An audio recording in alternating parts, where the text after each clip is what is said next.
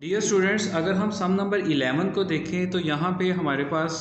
जो क्वेश्चन में गिवन है वो है a into x minus y minus b into x minus y. अगर हम इस क्वेश्चन पे गौर करें तो जो लास्ट प्रीवियस क्वेश्चन थे सम नंबर 1 से लेके सम नंबर 10 तक, तो हर क्वेश्चन में हमने एक स्टेप किया था बाय टेकिंग कॉमन। जब हम पहले दो टर्म्स में से कॉमन लेते थे और नेक्स्ट टू टर्म्स में से कॉमन लेते थे,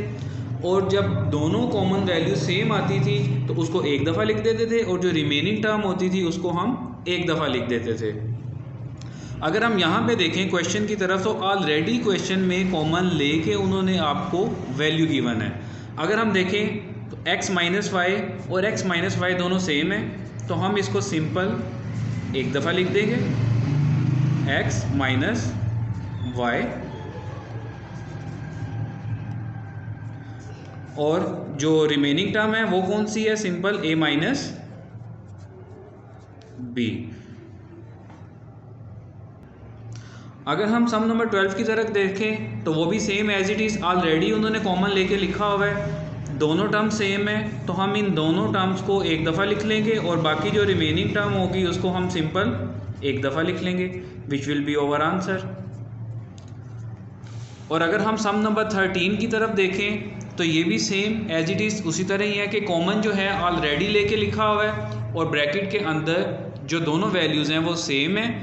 विच मीन्स कि जो कॉमन है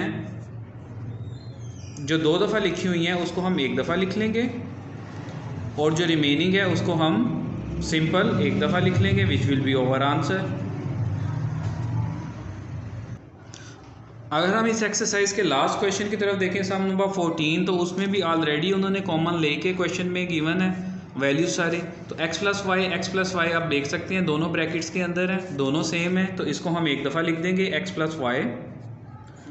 और जो रिमेनिंग है a b plus c d इसको हम एक दफ़ा लिख देंगे a b plus C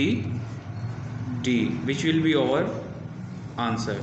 so my dear students, अगर आप मैथ्स की मज़ीद एक्सरसाइज देखना चाहते हैं तो मेरे चैनल को ज़रूर सब्सक्राइब करें और अपने दोस्तों के साथ, अपने फ्रेंड्स के साथ, सबके साथ, रिलेटिव्स के साथ आप इसको ज़रूर शेयर करें। Thank you.